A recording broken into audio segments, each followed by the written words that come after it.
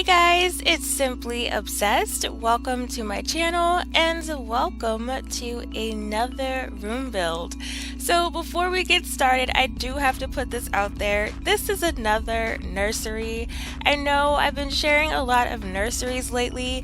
It's just that when I get into a build type that I am somewhat good at or comfortable with, I should say, I just run with it.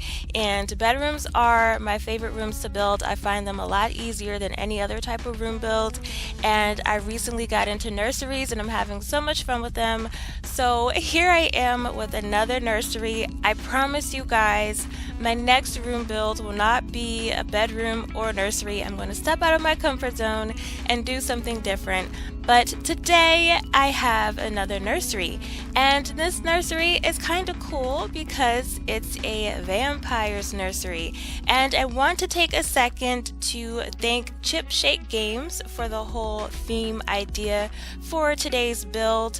Not too long ago I shared an alien nursery with you guys, and in that video I had asked for some theme suggestions for room builds, nursery builds, or just any type of build. I just asked for your theme suggestions, and Chip Shake Games chipped in and suggested that I do something with the whole vampire theme, and I loved that idea. When I saw that comment, I was like, all right, vampire nursery, there it is. So I finally got a chance to sit down and create a vampire nursery, and this is what I have for you guys today. This nursery is available in the Sims 4 gallery. You can search for it using hashtag SimplyObsessed or hashtag SimplyObsessed28, and I believe it's called Vampires Nursery. Yeah, not a clever name once again, but it's called Vampires Nursery. It is available in the Sims 4 gallery if you want to add it to your gameplay. I just suggest enabling move objects on, so that way everything can function properly. I don't know if that really makes a difference, but I just suggest that because I'd hate for you guys to download it and not enable move objects on and things just get a little wonky and weird. So just enable move objects on to play it safe. I had a really good time with this build. I was super excited about getting started. I just stepped out of my comfort zone completely. I did something that I've never done before. I don't really use a lot of items from the Vampire game pack. Most of the time I just overlook them. But with this build, I discovered how pretty they are.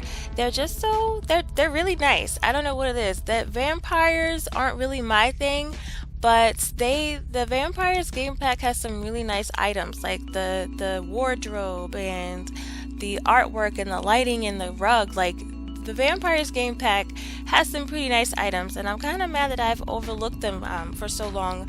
But I'm glad that I did this build because it got me to step out of my comfort zone and discover things that I wouldn't ordinarily use. I want to say about 95% of the items in this room came from the Vampire game pack, so I really got a chance to look at the items and see what I like and don't like, and I think I'm going to start incorporating some of the vampire items in future builds. I want to see what I can do with them, and how I can make them pop with a different theme and all that good stuff. So yeah, I had a blast with the whole vampire theme here. I did consider making this room bigger at one point a little earlier. It happened really fast, but I did stretch out the room a little bit, make it a little bit bigger, because I wasn't a fan of how the wardrobe was positioned in the corner. I felt that it was a little cluttered next to the stuffed animals, and I wanted to move everything over a little bit, but expanding the room kind of threw off everything, so I decided against it.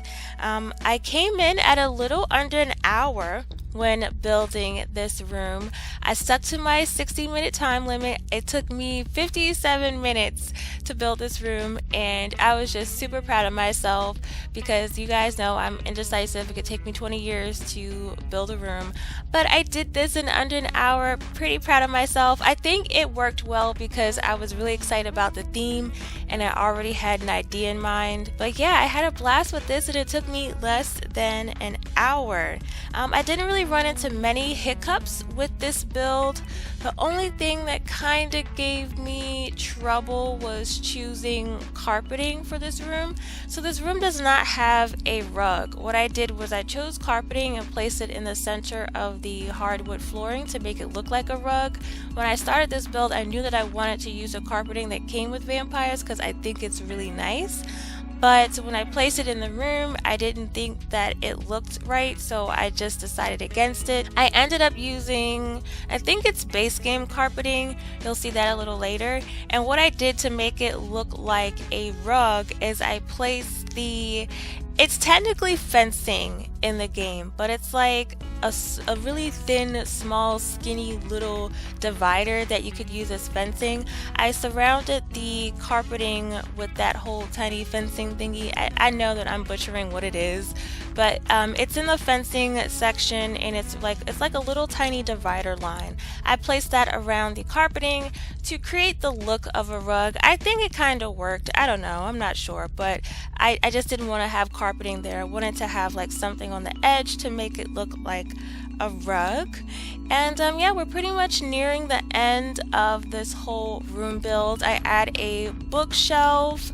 I wish we had another bookshelf of that size, but I chose that one because it's the only one of that size that kind of fit. Well, it is the only one of that size, and it fit the color of the room. I just stuck it by the door. I wish we had a different style in that size, but you never know. We'll see what happens in the future. Yeah, so here I'm just finishing up the room, adding some final touches. I made a changing table once again. I love making those, they're so much fun. There's a little changing table under some tapestry across the room. And yeah, that's pretty much it for this room build. If you're new here, don't forget to hit that subscribe button and tap the bell to receive upload notifications. Please give this video a big old thumbs up if you enjoyed it. Share it with your friends if you think they might like it as well. And before I go, I just want to take a moment to say that I hope that you have an amazing day no matter who you are or where you are or what you're going through. I hope that your day is awesome, and I will talk to you guys in my next video. Bye guys!